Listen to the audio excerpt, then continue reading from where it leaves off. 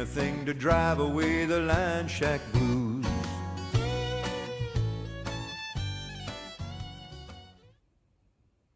Hello, my fellow readers. My name is Greg, and this is Ghost Readers in the Sky. And it's Tuesday, Tag Tuesday. Today I am doing the 10 Untouched Books Tag. Rainier Rees put this tag together. I was tagged by both Mark at Book Time with Elvis and Greg at Another Bibliophile Reads. And the object is just to pull 10 books off your shelves that you've had for over a year and haven't read and show them. So here we go, book number 1. This is a book of plays. I do not read a lot of plays, a lot of drama, but this one caught my attention. And it's Norwegian, so the Viking heritage in me couldn't help but grab this. It's from Heritage Press, which always has these nice textured covers of one sort or another. And this is Henrik Ibsen. 3 plays from Henrik Ibsen: Enemy of the People, The Wild Duck, and Hedda Gabler. These are all written by Henrik Ibsen. There is an introduction from John Gassner, and the illustrations are by Frederick Matheson. It does not say who the translator of this particular edition is, but it is in English, not Norwegian. I like the way these Heritage Press books are put together. It has a nice font that's fairly easy to read, but look at these pictures. So Frederick Matheson did the illustrations, a lot of these full page, some just small ones at the top of a chapter or something, but a lot of these full page illustrations. Here's another one. Both of these are from Hedda Gabler. I haven't read any of these plays before, and I'm looking forward to reading them at some point. I've just had this book on my shelves for a long time, and it is from Heritage Press, which is, it's hard for me to turn down a Heritage Press book when I come across it. As always, these Heritage Press editions come with a nice sleeve, so they are well protected, and they really do look nice on a shelf. So there we go, book number 1, 3 plays from Henrik Ibsen. Book number 2 is poetry by the great Irish poet Seamus Heaney. This is 100 Poems. I got this as a free copy through a library summer reading program a couple of years ago. And it's not a huge volume. It is 100 Poems by Seamus Heaney. Let's move on to graphic novels. So number 3 is a John Constantine novel written by Ian Rankin. And this is Dark Entries. Yeah, this has art by Werther Dell'Edera. And it is mostly done here black and white. And there's a bookmark in here from Powell's. I do like some of these darker images. I think the contrast when there's a lot of black on the page just looks great. I haven't read it. It's a graphic novel. It should be a fairly quick read. It is certainly short. And I love Ian Rankin's regular books, his Rebus novels, of course, but he's written other books, other series. I haven't seen how he's written graphic novel, and I'm looking forward to reading this. It's on my shelf. It's been there for over a year. I haven't done it. Number 4, another graphic novel, this one in 2 volumes. It is the graphic novel that so many people recommend for people just starting out with graphic novels, people who don't have graphic novel or comic book experience, and they just want to get started in the medium. And I am referring to, you may have guessed it, Mouse by Art Spiegelman. I have both volumes 1 and 2. The cover of volume 2 is just absolutely terrifying. This is Art Spiegelman's story of his father, who was in Auschwitz. The Jews are all drawn as mice, the Nazis as cats. It's a dark story. I have started it a couple of times, and it's just hard to get through, and I have not continued. I have just set it aside.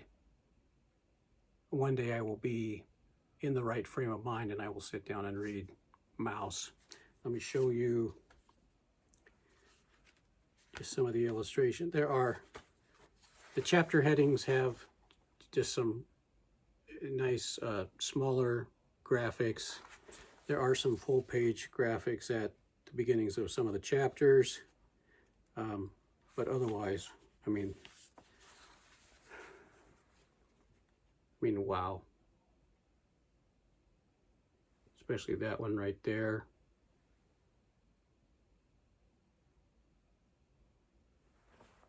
A brutal book with dark pictures, dark text, but important. It's good that we understand what happened. Here's another page of illustrations.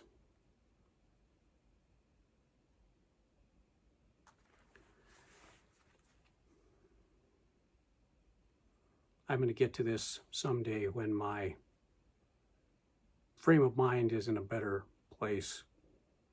It's part of mood reading.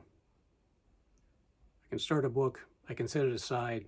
It's not a DNF, did not finish. It's just, this is the wrong time for me to read this book, and I'm going to come back to it. And I will. Right, moving on to nonfiction. These are all classics that I haven't read for whatever reason. Some of these have been on my shelf for not just more than a year, but for a really long time. Number 5 is Wallace Stegner's Beyond the 100th Meridian. It's a story of John Wesley Powell and his early explorations of the Colorado River. It is an important piece of the history of the American West.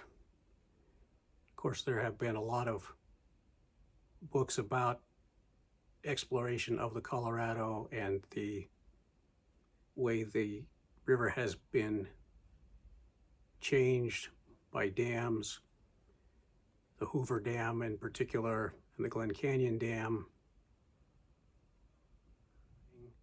And I hear nothing but good things about Wallace Stegner in this book.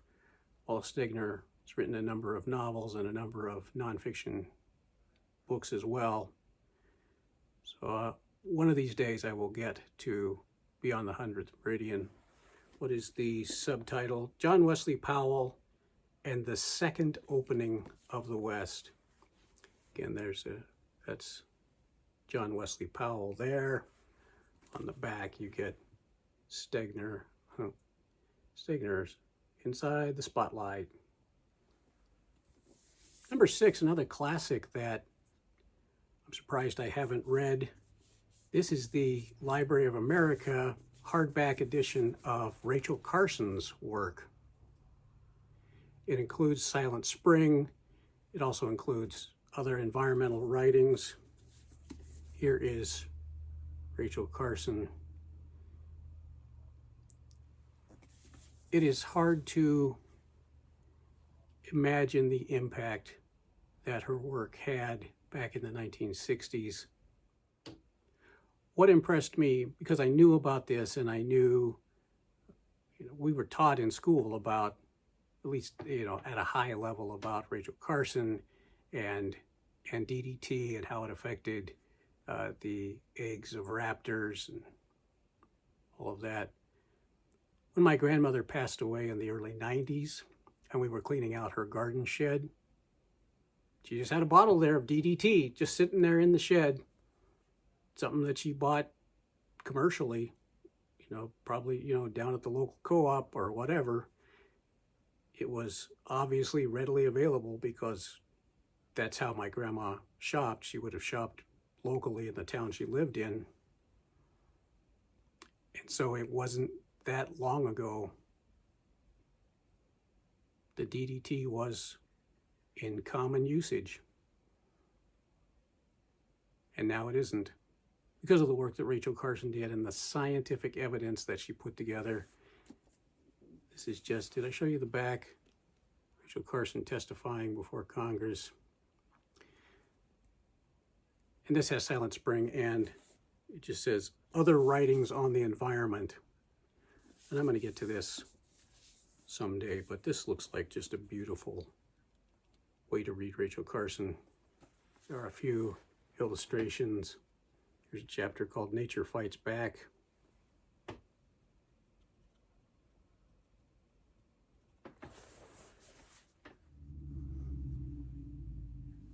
And one more nonfiction work, another classic that I haven't read. This would be book number 7. This is Aldo Leopold's Sand County Almanac. Aldo Leopold, a major conservationist. He started off as a wildlife ranger studies. So I need to get to this book sometime.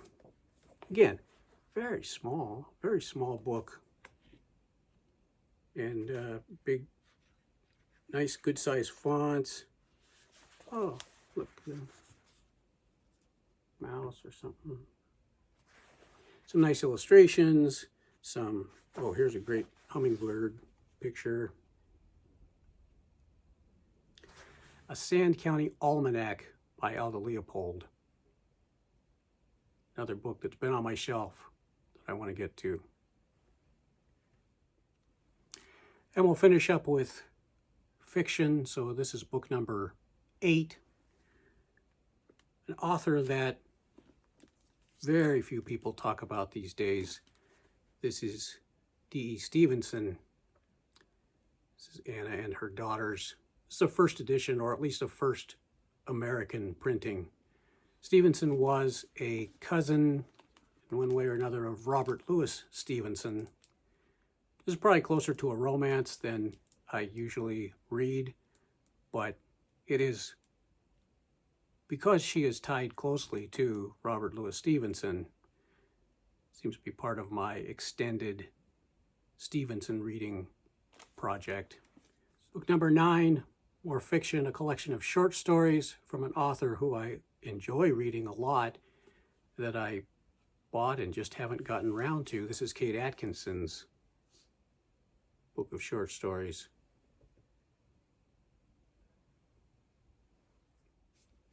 It's called Normal Rules Don't Apply. And it just came out a couple of years ago. There's Kate Atkinson herself. Life size. I loved Life After Life. Everything I've read by Kate Atkinson I really enjoy. So I'm looking forward to reading these short stories. I just, again, haven't gotten to them yet. And number 10, a novel based on a real historical character. This is Lauren Esselman's Aces and Eights. It is a story about, say, the legend of Wild Bill Hickok. Aces and Eights, the poker hand that Wild Bill Hickok was holding when he was shot by Jack McCall. Sometimes it's known as the death hand. getting a pair of aces and a pair of eights. Lauren Esselman has written great westerns and lots of great crime fiction, and this is a classic of Western historical fiction. Anyway, there we go. 10 untouched books. 10 books that I pulled off my shelves that I am interested in reading. I haven't gotten to them yet. We'll see how they fit into upcoming plans, upcoming events, or any group reads or buddy reads or anything that happens. So thanks to Rainier for putting this tag together. I enjoyed doing this, and I have been enjoying watching other people do this tag as well. Thanks to Mark from Book Time with Elvis and Greg from Another Bibliophile Reads tagging me and coaxing me to do this. That wraps it up for today. Thanks so much for watching. Of course, thank you very much if you watched all the way to the end. If you're still watching now, you're my favorite.